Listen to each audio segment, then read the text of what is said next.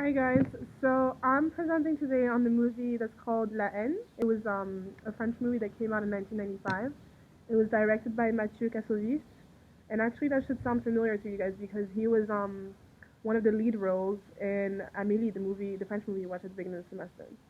So basically, La Haine recounts the story of three young friends from immigrant backgrounds living in the outskirts, like banlieue of Paris, which is like the project house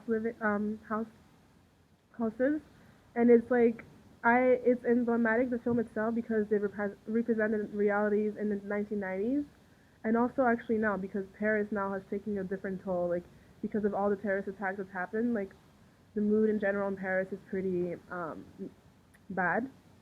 And yeah, so that's what I and one of the things I claim is that the mood is nonetheless accurate today because of the terrorist attacks and the Islamophobia that's establishing itself as a persistent mindset right now.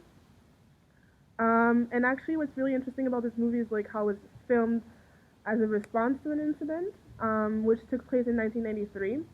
Basically, Mathieu Kassovitz, he got the idea of filming that end because he was interested in finding out how people enter the cycle, like the vicious cycle of hate. And the incident that happened was on April 6, 1993, where a 17-year-old man called, well, actually, young boy called Makome, who's originally from the Congo, was assassinated by a French policeman because basically what happened was like the French policeman tried to like make him um, like commit that to the fact that he had stolen 20 packs of cigarettes and Makome wouldn't. So he shot him, but by accident, as he claims, because he was only trying to intimidate him. And so from then on, I think Mathieu was really interested in, like I said, the cycle of hate, and also how how people not only how they can enter the cycle of hate, but how to what extent like it makes they feel like they can permit themselves to do certain things. Um, Also, ever since the film came out in 1995, it's become like a reference in the French cinema because because of how popular it came and all the awards they got. Um, Basically, the storyline of the film looks at each of the three individuals' trajectory within 24 hours after a riot and their like relational dynamics with the police and the authorities. When the film was released, it was very well received and obtained standing ovation at the Cannes Festival in 1995.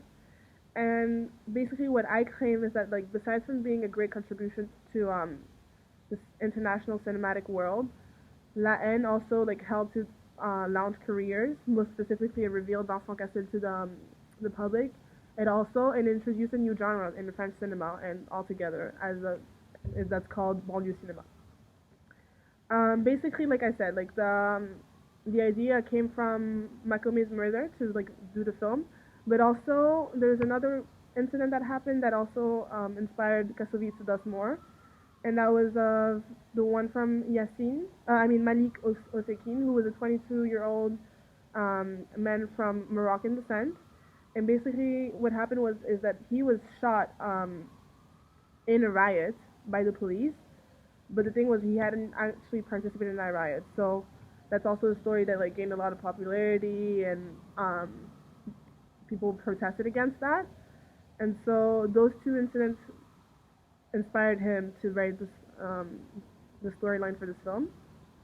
And actually, in his death is actually referred to in the opening montage of the film, and you can tell that like Kassovitz really like involves himself in his movie because he not only does he act in several scenes, and because he's also like partaking in some riots, but he also includes his dad in others.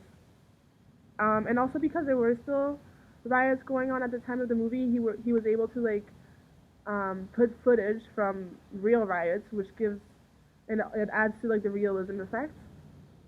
That's actually the film at first was the authorities wanted him to call it the Free City, and they didn't want the film to be called Land, which means hate, and to eliminate the violent final scene. So I don't know if any of you guys have seen the movie, but at the end there's a pretty violent scene, and they didn't want that because they felt like it was very polemic and very like anti-police, and so he was forced to eliminate it at first. But now, if you watch the film, it's there.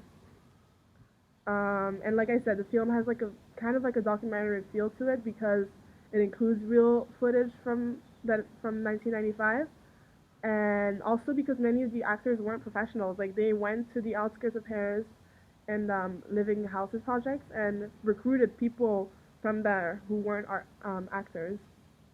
And at the beginning of the film, Kassovitz mentions that like the film is dedicated to everyone that died in its production, not only in the riots, but in producing the film. A lot of people were killed because it was going during the riots. In regards to the reception of Lion, it was an international success. I read a few articles that mentioned that like because it was so French, the American audience wasn't able to relate to it as much, but nonetheless, it was still very much like accepted and rewarded actually, because Mathieu Kassovitz, he's been given the best director.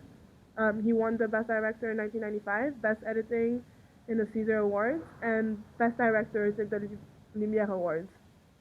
That's just to name a few, but in altogether, the film has won 8 awards and it's been nominated for 13, according to IMDb. Actually, when the film first premiered in the Cannes Festival, the police on duty there turned their back to Kassovitz and his crew, as they like, as I said before, they viewed the film as like an anti-police controversy. But Jean-Marie Le Pen, who was the leader of the Front National at the time, he jumped into the argument and he asked for these yobs to be sent to jail. Um, it's also, but it's really important to notice that like although it got all this like negative and anti like police criticism, Alain Juppé, who was the Prime Minister of France at the time, he planned a special screening for his cabinet where ministers were required to attend and watch the film. And that actually showed exactly what was wrong with France. Well, not the act in itself, but the fact that so many people were like against the movie at first is because of all the discrepancy between immigrants, people living on the outside, just people who are like um, seen as being outsiders, and the authorities. And that's also something that's mentioned in the film, like how the role of media plays um, is like used to ostracize people, like to create a like us versus them dichotomy. Like the authorities, right? Like even if you in the movie, there's certain scenes when um, the characters are watching the TV and they're on TV. There's like the news report and they're talking about like people who got injured, and you only see they only mention like if authorities have gotten injured by immigrants, not the opposite way around. You'd be like, oh, 13 officers were hurt by immigrants from blah blah blah blah blah, like such and such countries, right? So now that like I've kind of elaborated like the reception of the film and the movie awards that it got, I'm gonna talk about the genres I said it helped launch and the careers also. Basically, the term banlieue film refers to any kind of film that shows the realities of living in those project houses, and it came from cinema that came before, and I'll just give you a direct quote for what people call Beurre cinema. Basically, it rose as like a new descriptive term as any film that's created by a young person of Northern African origin who was born or who spent his or her youth in France, and which features Beurre characters. But a lot of people rejected that definition because what about people who are immigrants? You know, like that doesn't include them in that definition, and so it didn't apply. And also, just like on when you only focus on the origin of the film producer or filmmaker, then it takes away from the message itself. Like what's important is more, regardless of the origin, a film that portrays the realities of these people who are ostracized and living in the housing projects. Because actually Kassovitz, he's from a Jewish heritage, so that wouldn't even apply to him at first. And so after the great success of La Haine, like many people were inspired, like many film producers were inspired by like how successful this genre was. And so certain films like Taxi came about in 1998 and its sequels, and then Luc Besson, which I'm sure you guys know if you've seen like Taken or many other films, appropriated the genre Luc Besson, he did Banlieue 13 and Banlieue 13 Ultimatum in 2009, which was also very successful. As of Vincent Cassel, this role as Vince in La Haine really like revealed him to the public. Like after that, he's been critically acclaimed for that role, and so he's gone to act in a variety of films. Like I'm sure you guys have seen Black Swan. He's the dance teacher in it. He was also in the moody film L'Appartement with Monica Bellucci, who was his ex-wife, but that was before they were married. Doberman, in the Brotherhood of the Wolf, and the highly controversial Irreversible, where he actually appears fully nude with Monica Bellucci after they're married. He's also done a lot of like English language film, like I've said, Black Swan, Ocean's 12, Ocean's 13, Birthday Girl, The Messenger, The Story of Joan of Arc.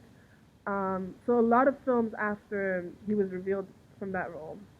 And actually in October 2008, he was signed to be the new face of Yves Saint Laurent's Men Fragrance. So although that's not like a movie role, it's still very prominent. Like a lot of opportunities have happened to him, and in terms of like, yeah, in fashion or perfumes. Um, I have a quote from a French film historian, Tim Farmer, that describes Cassel as one of the most charismatic and idiosyncratic of all France's contemporary stars, working in both popular and more intellectual modes of cinema, typically playing characters that veer unpredictably between positive, alluring, and negative, grotesque, often in fact within a single role and performance.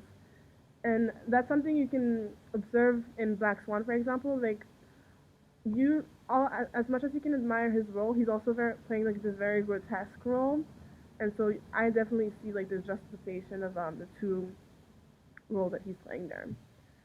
So yeah, that's all. Now I've sent a link for you guys to watch the trailer of Lion. Thank you.